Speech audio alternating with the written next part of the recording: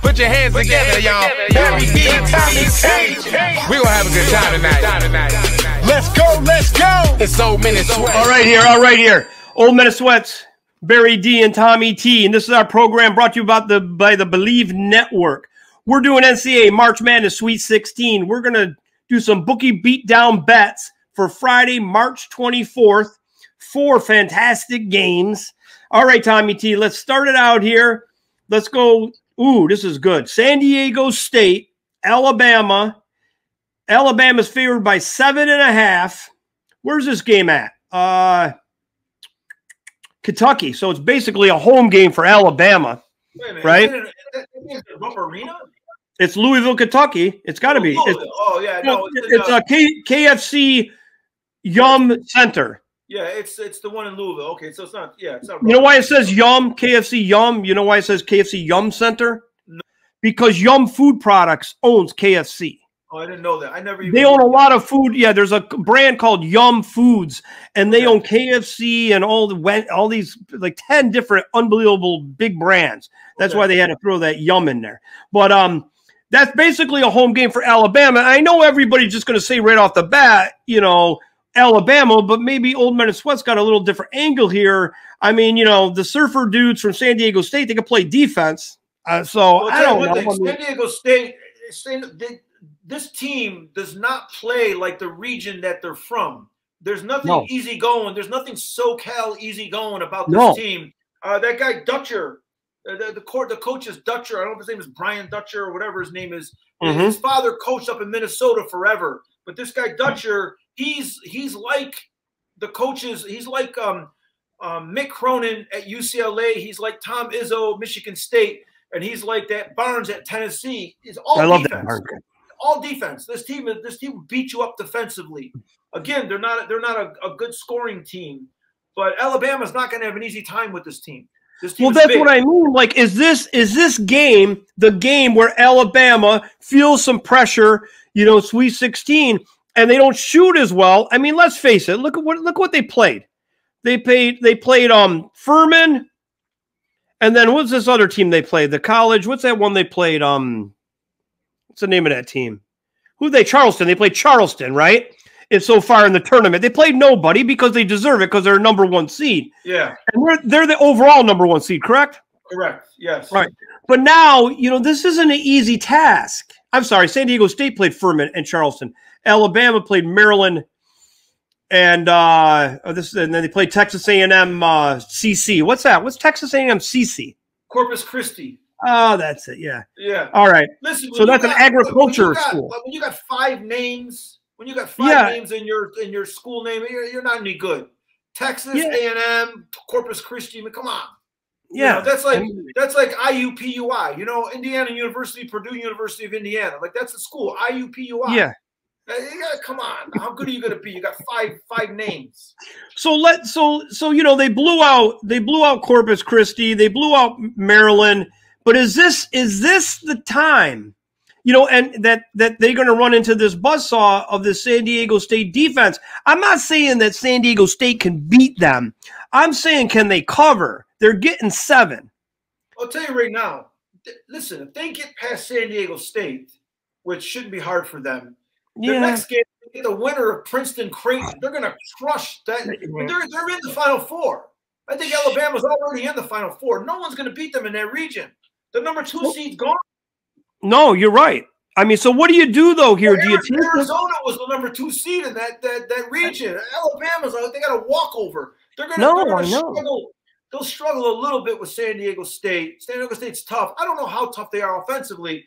They'll struggle a little bit, but I think Alabama's going to win every game by 20 points in this region. I don't think anyone's going to get near them. So even though San Diego State's obviously going to be the best comp they've met so far in March Madness, you think, and they got the D, 7 still isn't a lot. 7's not a lot of points. No. So, you know, it's almost like we got to take chalk. It's almost like I feel confident -7 with Alabama. That's so weird. It's like a lot of points, but that's the most points of that's the most points we've rolled with the whole tournament. Like, I mean, yeah, you know, there's a couple more games. Houston's a 7-point favorite over Miami, and Creighton's a 10-point favorite over Princeton, which I'm telling you right now, Princeton's going to surprise Creighton. Well, Creighton's another one of those teams. So let's take Alabama. Let's take Alabama minus the 7. Now let's go to Miami, Houston. Now where's this game at? This is the other region. This is Kansas City, Missouri. Okay. This thing's in Kansas City, Missouri. So this is an interesting game. Like, I don't know here. Like, Miami getting 7. I kind of like Miami. I do too. And also, is Marcus Sasser, he's going to play, right? But he's the one that's got the bad groin. Is he going to play? Yeah, he's going to play. Yeah, he said he's going to play. Yeah, but they put him in before and he didn't finish. You know, like the groin's hard. Yeah. But I like Miami. I have a weird feeling that this is one of those games that can go either way. I like Miami too. 7 points is too many points to give Miami. I like that guy Wong. What's his name? Isaiah Wong. Yeah, where is that guy? There he is. Yeah, he's their guard, right? Yeah, he's their big scorer. He's from Piscataway. He's from Piscataway, New Jersey. Isaiah Wong. He's tough. Yeah, he's tough. 16 points a game. Maybe this is the game. If Sasser plays or he doesn't play, or he plays a little, then he's out. Maybe this is the game that Houston's gonna. They'll barely win, and Miami can beat them. I think Miami's got that team that's kind of built for these tournaments. So I mean, I would take Miami plus the 7. Yeah. Well, you know, Miami's coach is Jim Larinaga. Yeah, where do I know that guy? Where do I know that? I think he led George Mason to the Final Four like 15 years ago or something like that. I think he was the coach at George Mason.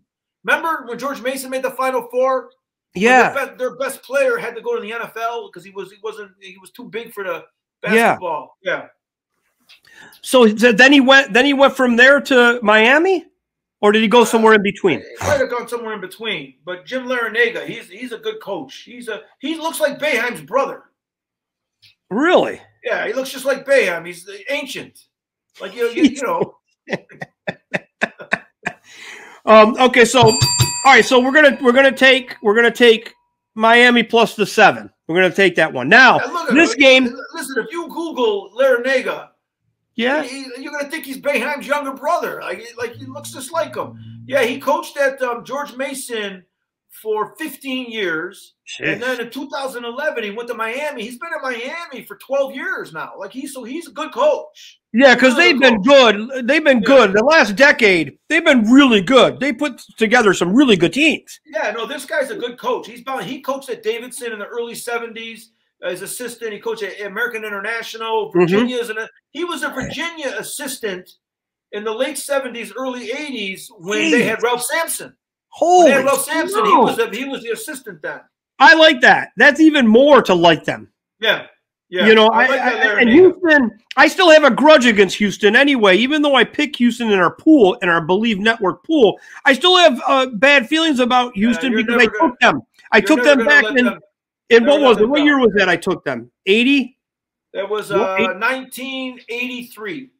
Yeah, I took them and I at college, and I was the guy. I was riding high. I was hitting games, and then one guy had North Carolina State. One guy, and I was like, I was like, who the heck? And then it was this guy. Novelli picked North Carolina State. How did he pick North Carolina State? He's the only guy who picked them. You know what? I bet you Novelli picked him because they had the Italian coach, and he wanted. That's the only reason he picked them. Well, I'm happy that Novelli won then. Yeah, because I would have won if Novelli didn't have NC State. It didn't matter who had whoever the other team was going to be. I was so far ahead. I was crushing it. Amazing. And so I still have nightmares at Lorenzo Charles. I'm like, this is so I still have. I don't like Houston. Like I like them, but I don't. Yeah. So that game, that's my axe to grind game. I'm going to take Miami plus the 7. So now let's get into Princeton, Creighton. I know who I'm going to take here. I'm taking Princeton. I'm taking Princeton. I don't care what anyone says. In fact, I got an idea. Here. Here's a tricky little angle that the Sharks know how to place a bet. What we're going to do here, Creighton's got, look at this. On the ESPN app, it's like Creighton's 87.9% to win the game. Yeah, whatever. Yeah. I'm going to tell you right now, what are they, the Blue Jays? Yeah. Yeah, the Blue Jays. Creighton Blue Jays in Omaha, Nebraska. Yeah, in Omaha, Nebraska, huh? Yeah, that's weird. They got Blue Jays in Omaha? I don't know. I guess they got him in Toronto and in Omaha. They got Warren Buffett. They got Warren Buffett in Omaha. Okay, so this is what we're going to do. Is that where Buffett is, in Omaha? Yeah, that's why they call him the Omaha Oracle. Oh, yeah, because he lives in this house that he's had for the last 40 years or something. Yeah, and he goes to the McDonald's drive-thru every morning and gets the same thing. Hey, you got to love that. And he only, and you know what his wife does? Is the Egg McMuffin? Yeah, he gets a McMuffin and a Coca-Cola. His wife gives him the money like we used to get lunch money when we went to school. Before he leaves the house, his wife gives him the exact amount of money he needs to go through the drive-thru. I'm not kidding you. True story. The guy's crazy. So what we're going to do here, I love Princeton. I love the coach. He was the point guard when they beat UCLA in 95 or 96. And I saw an interview last night on one of my favorite shows, Scott Van Pelt, SVP. I love him. I like that guy so much that, like, he's one of those guys, like, I like Stanford Steve. I like the angle with Stanford Steve, but I really like is that the bad beat guy? Yeah. Oh, I love that. I love the bad beat guy, yeah. But I love Van Pelt. He's just really, really good. Like, he's one of those guys, like, you get information, he's funny, he's calm. And he's a really good interviewer. He's a really good interviewer. It's like amazing. So he had the Princeton coach on last night.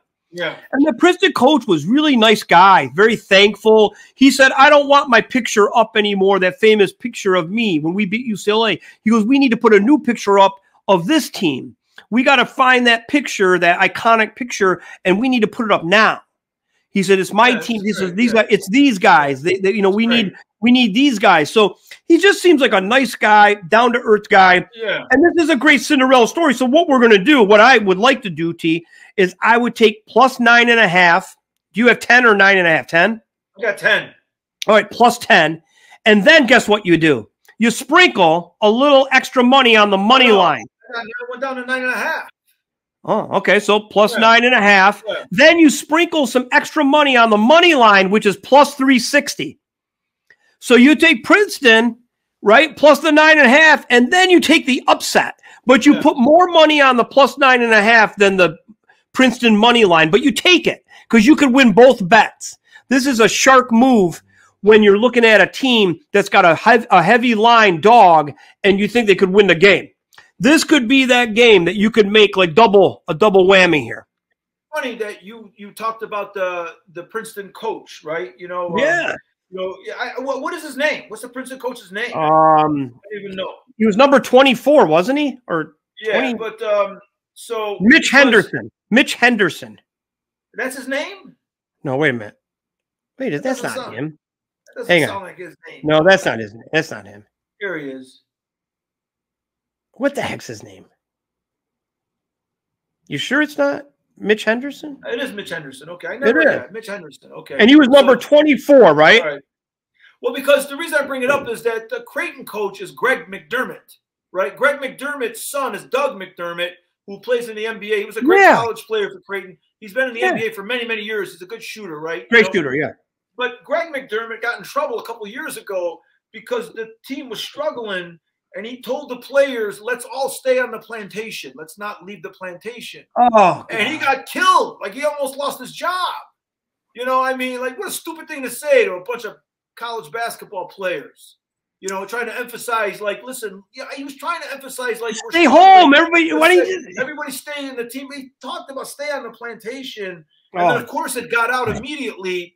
So he had to apologize, like, you know, day in and day out, like all these like emotional apologies. And I think he even had to go to some kind of counseling or something, you know, sensitivity. So he flubbed. He flubbed. It was an honest flub. Yeah, but it's like, but think about it though. I mean, it was an honest flub, but that's a terrible flub. I mean, whoever brings up a plantation, who does that? Yeah, why? I would just say just stay in your room. Like, why didn't you just say just stay home, stay in your room? No, I think he was talking about, like, figuratively speaking, stay within the team concept. Like, stay within the team concept. You know what I mean? Like, so I think he was saying, like, you know, stay in your lane. Like, let's stay together. Right? Like, because the team was struggling, and he used plantation instead of, like, let's stick together as a team. Like, he could have just said, let's stick together as a team, but he said plantation, which he got, like, again, he got killed for. He's overcome it, you know, so it might have been an isolated incident, but that's like the most ridiculous screw up. Yeah. He's been coaching college basketball forever. That's what you come up with? Yeah. Are they're Big East now? Yeah. Yeah, they're big. They're good. I mean, they're a good program. Big East, and they're in the middle of their flyover states, and they're in Big East. It's so stupid. And it's like, come on. It's like they're in Nebraska. It's Big East. It bothers me. But anyway, well, I think that it had to be that way just because. I know. I mean, the Big East has to. You know, they lost like Syracuse, like they lost like all these teams. They lost Pittsburgh. You know, and so the way the Big East was created was off of television markets. That's how it was created. Dave Gavitt put it together. He got Washington, D.C., Philadelphia, New York, and Boston. He got the big TV markets in the East Coast, and he built a conference. He built a basketball conference around those TV markets. So it automatically skyrocketed to the top because it had all the viewership. I mean, Syracuse and St. John's, they were the New York market. Obviously, Villanova, they had the Pittsburgh market. They had the Boston College. Philly. You know, Philly market. UConn was part of the New York market. Villanova was Philly. And then, you know, then you got Georgetown down in D.C. So it was just a genius, absolute genius conference to put together. I went, one time I went and visited Providence, Rhode Island, and there's a street, Dick Gavitt Way. Oh, shoot. Yeah, it's actually in Little Italy, I think, where I saw it. Yeah, he's the king there. He was the coach at Providence when I think they made the Final Four with Ernie DiGregorio and Marvin Bad News Barnes. Remember Marvin Bad News Barnes? Yeah. Was Ernie D one of the best Italian point guards ever? Well, he was in college, but then he got to the NBA and he couldn't jump over to Sunday Times. I mean, he was so Vinny bad. Del Negro is Italian? Well, what do you think? No. Of course. So he's the best. He's the best because he was pretty good in the NBA. So he's the best Italian point guard probably ever? Yeah, Vinny Del Negro. Well, he wasn't a point guard. He was a shooting guard. All right. So, guard play, though. He was bad. Ernie D. So, wait, they had Ernie D. and Barnes. That was a good team. Marvin Barnes, Marvin, Bad News Barnes, they called him. Bad News Barnes. Where was he from? I don't know where he was from, but I know he played in the ABA, like for the St. Louis Spirit or something like that. And they said it was St. Louis Spirit.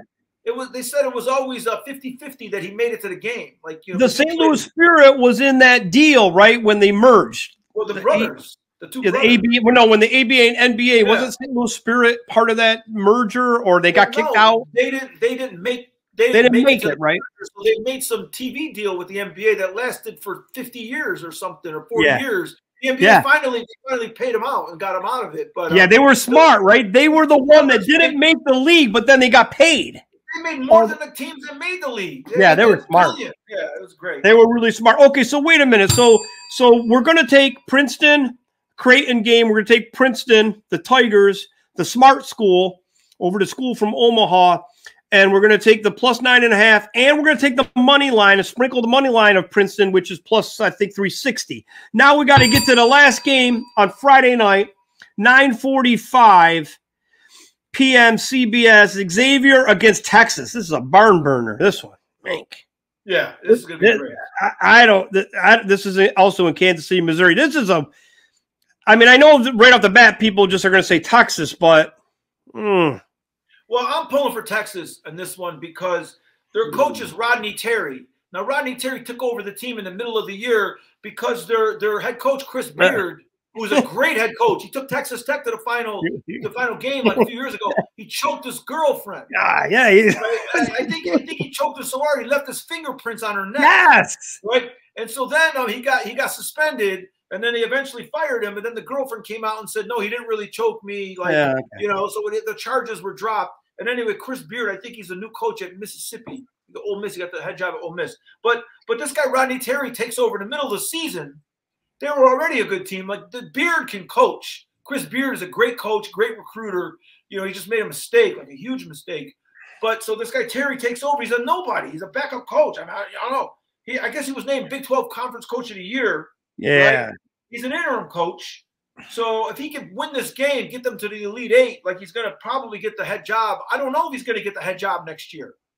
I don't know if they're going to Yeah, come on. It's ridiculous. Just give the guy the job. It's Texas. They might want a big high name. Profile, yeah.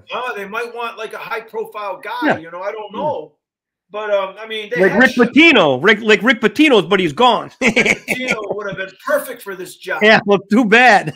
Bringing snake oil down to Texas. Yes, Ricky. Ricky is a. I bet you Rick Pitino loves like a clam, like a clam pasta dish, little white wine, garlic, olive oil. I don't know, Rick Pitino. I bet you he loves that. I bet you he loves that, like a little something like that light. He probably loves that dish. Wait a minute here. I'm going to go with you on this. I like it. The thing about Xavier, I think sometimes I root for them because doesn't Bill Murray love them? Isn't that his team? Yeah, Bill Murray, I think, roots for them. I don't even. Did he go to root for an Indiana team? I don't know. No, he roots for them. I have no idea. He didn't go to school there, right? Oh, did he even go to school? No, he didn't do nothing. That guy, he just became an actor. But I think if you look it up, I think that's his favorite team. He goes to the NCAA tournament. I think he roots for Xavier. Well, maybe. Can you look that up? I'm looking for. I'm looking up right now. Bill Murray and Xavier University basketball are connected. See? He's become a huge fan for his son Luke. I guess his son Luke went there. What? Did he play ball? Yeah, no, I don't know. Let me see. No, that's why the connection. Okay, because he's at the games. He's going to be at this game.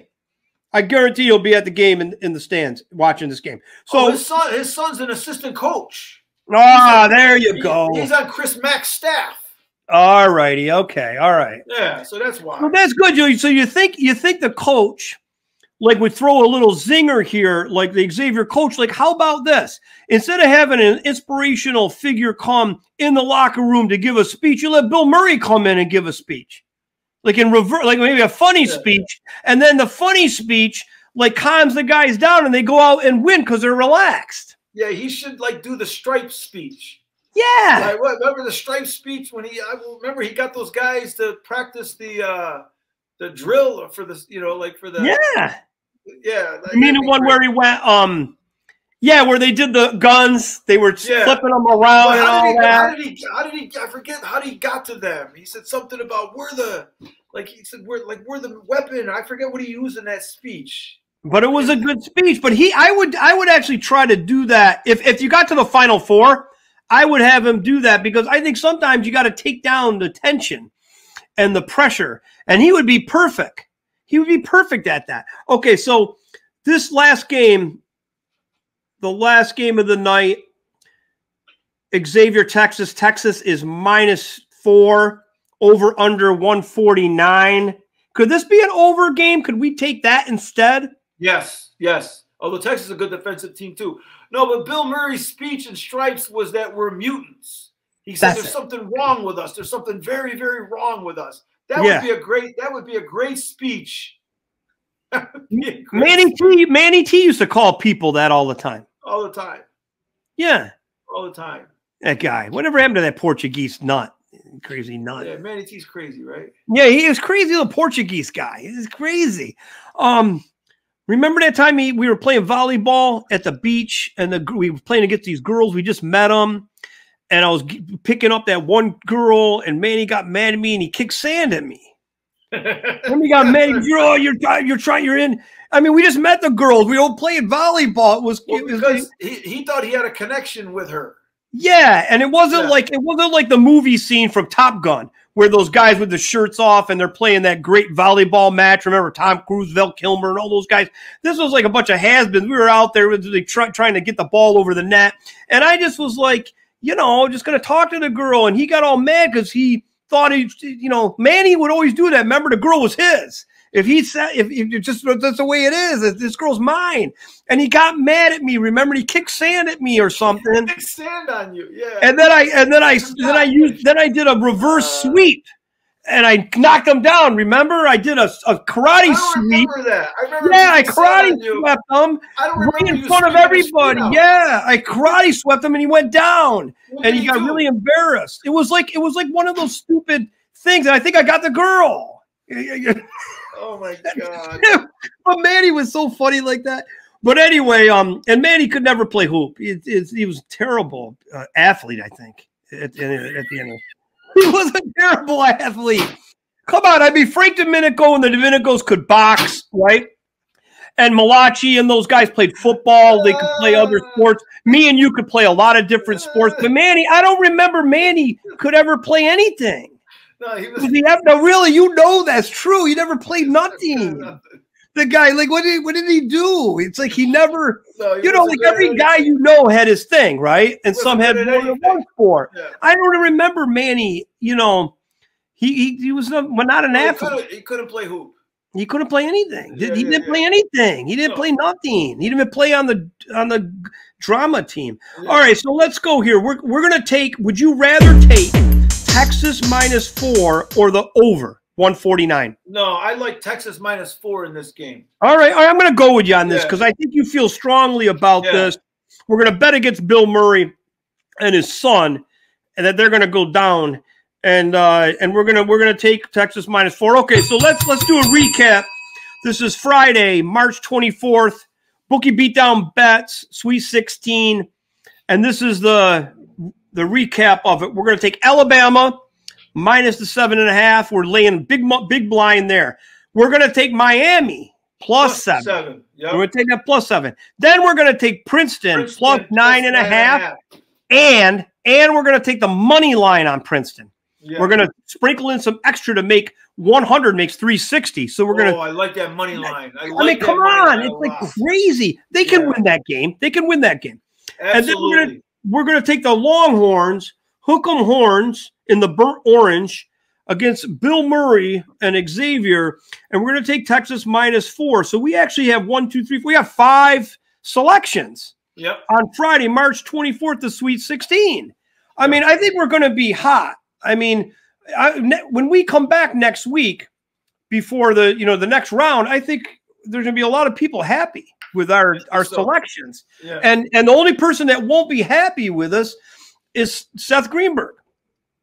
No, he's going to be fine. We'll get Seth on the show. We should do? Yeah. We should have a selections next round against Seth Greenberg and KATZ. They pick who they want to pick, and we go head to head, and then we make our picks, and we see who can make some better picks here. Come on. They got a coach and an announcer. They should be able to make really good picks.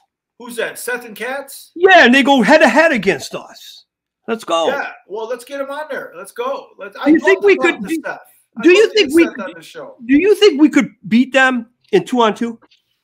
Seth and KATZ? Yeah. Yeah. Are you kidding? Yeah. I mean, KATZ is younger than us, but yeah, we could beat them. Is Greenberg tall? Is Greenberg tall? Well, he's a college. He played at Fairleigh Dickinson University. Greenberg's a college player. Yeah, sure. What's he? 6 what? 6'2", 6'3"? I bet he's 6 feet. I bet he's over 6 feet. Yeah. So he would try to post and toast us. He would think he could post and toast. That's if he could still move. I would deny him the ball all over the court. No, I would just deny. We would just deny. You overplay. You used to have that. You used to have that James Worthy move where you would go up and under. Yeah. Right, with the pivot foot, but everyone used to call travel on you all the time. They're like, that's travel. And you're like, that's not travel. I invented a Euro step before the Euro step. Euro step. Yeah, before even that. And then me and you could play D. See, I think people, like look at us, they go, these guys, they can play. Me and you are lockdown D. We played lockdown D at the YMCA. We didn't want. Remember, I walked off the court that one time. The guy wasn't playing D. I'm not playing with this guy. I'm not playing. Well, But the reason that we could play D at the YMCA was because we would play at half court, pick the guard up at half court. Yeah. So we never gave him free entry into the lane. Like, they hated that. Yeah, and I think we could do the same against Seth Greenberg and KATZ. Deny the ball. Well, a couple pick and rolls. I think we should just go head to head on our picks first, rather than we get into a game, right? I mean, we got next segment will be unveiled next month. Yeah, all right, and maybe we can get them to be in that. Yeah, we'll see about that. Yeah. We can play them right off the bat. We'll play 2-on-2. Okay, that's good. We got next segment will come. All right, so that's that. All right. So Old Men of Sweats, Barry D and Tommy T. Thank you for listening or watching. Go to your favorite podcast platform and go to YouTube to watch us in video, in real life.